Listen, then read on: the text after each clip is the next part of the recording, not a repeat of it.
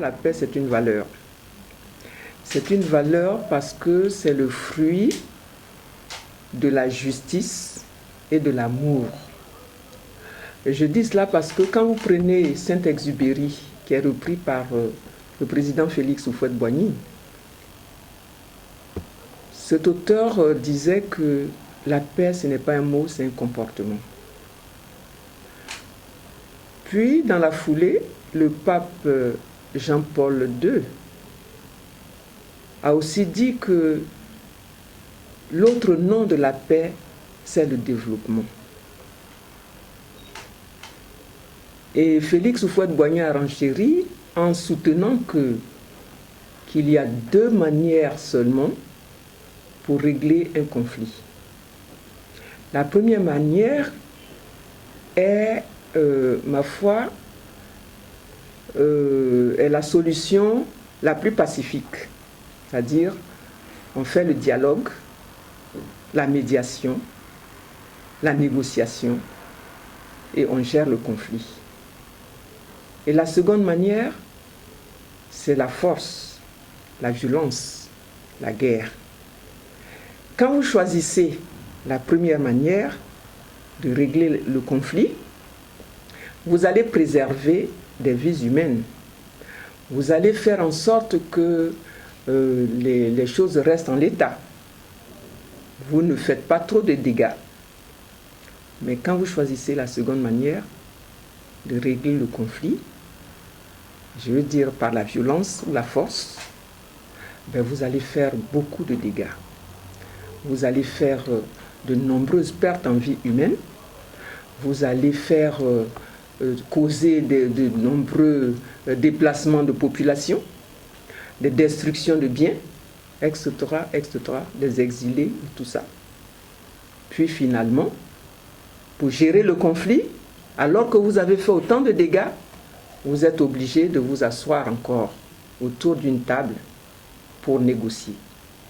Donc pour moi, finalement, la nouvelle conception de la paix devrait nous amener à prendre l'engagement de faire en sorte que la société soit restructurée, réorganisée.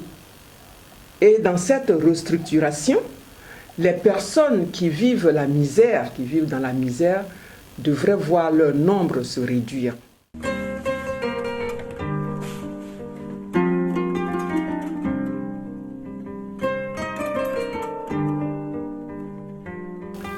Je pense que dans l'histoire de l'humanité, la réalisation achevée de la personne humaine passe à travers ces relations qui, à leur tour, atteignent ce que j'appelle, qui atteignent leur perfection grâce aux efforts que ces personnes fournissent du moins, pour améliorer la société.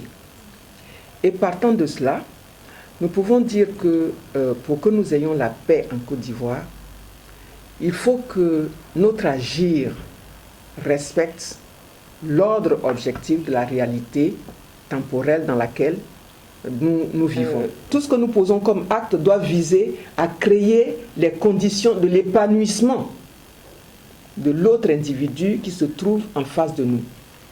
Je veux dire par là qu'on ne doit pas se mépriser les uns les autres.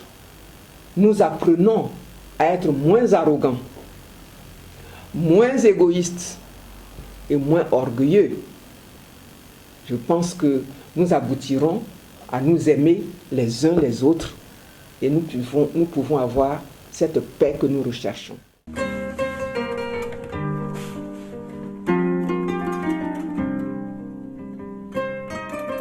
Nous aurons donc la paix si nous travaillons à édifier un état de droit.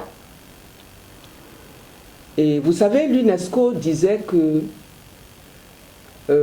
les guerres naissent dans l'esprit des hommes et que c'est dans l'esprit des hommes qu'il faut élever les défenses de la paix. C'est l'UNESCO qui a dit cela.